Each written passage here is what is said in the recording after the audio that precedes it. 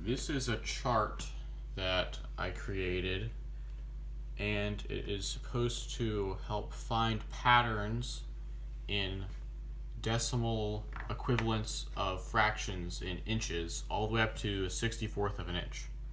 So it has 6 columns, 1, 2, 3, 4, 5, 6, disregarding the 7th one on the left. It's not complete yet, but the number of columns is the number of decimal places that the chart can carry. The first column over here only has one number in it, and that's a 5. The reason is because all decimal equivalents of inch fractions end in 5. So no matter what decimal you're using, it will end in 5.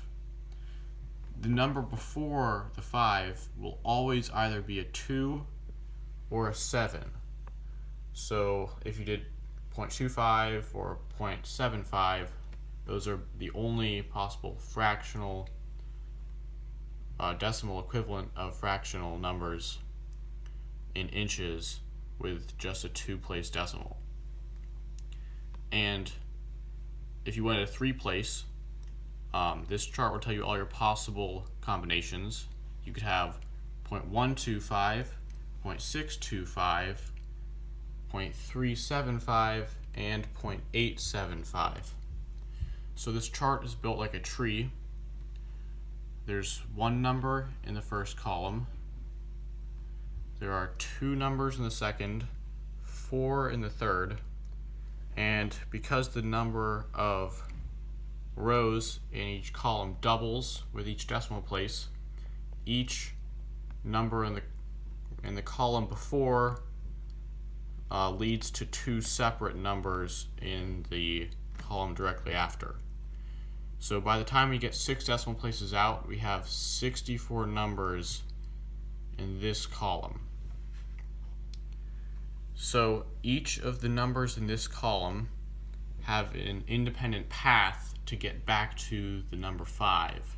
So if we choose one like this number right here, 0.15625 is the decimal equivalent of 1/64th. I have it marked here as 1 for 1/64th. And each of these numbers in that column is equivalent to a certain 64th value. And if you wanted to do 30 seconds, you would use this 5th column. 16ths is the 3rd or 4th column. This is 8ths. This 2 and 7 is for quarters, and half, or the 5 is for halves.